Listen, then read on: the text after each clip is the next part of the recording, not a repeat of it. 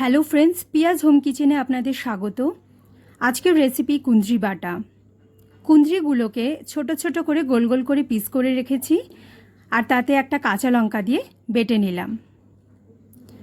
কড়াইতে 2 table spoon সর্ষের তেল নিয়েছি, কালো জিরে ফোড়ন দিলাম, আর একটা পেঁয়াজ কুচি করে রেখেছিলাম সেটা দিয়ে দিচ্ছি।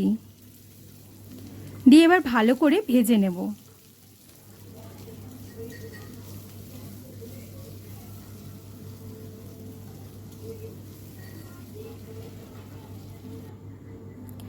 এবার 1 টেবিল স্পুন রসুন বাটা, 1 টেবিল স্পুন আদা বাটা দিয়ে আবার ভালো করে মিশিয়ে নেব, আর একটু ভেজে নেব যাতে আদা রসুনের কাঁচা গন্ধ না থেকে যায়।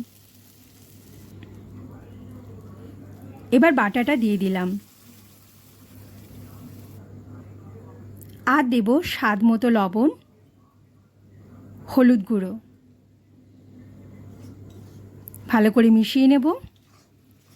বাটাতে যেহেতু জল রয়েছে, তাই এটা যতক্ষণ না জল শুকিয়ে যাচ্ছে ততক্ষণ আমাদের এইভাবে নাড়িয়ে যেতে হবে।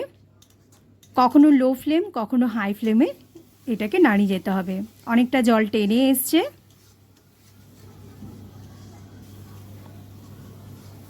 অনেকটাই হয়ে এসছে। এবার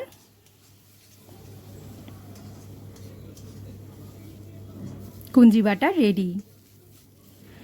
তো বন্ধুরা, আপনাদের যদি ভিডিওটি ভালো লেগে থাকে তাহলে অবশ্যই লাইক, শেয়ার, কমেন্ট করবেন, সাবস্ক্রাইব করবেন।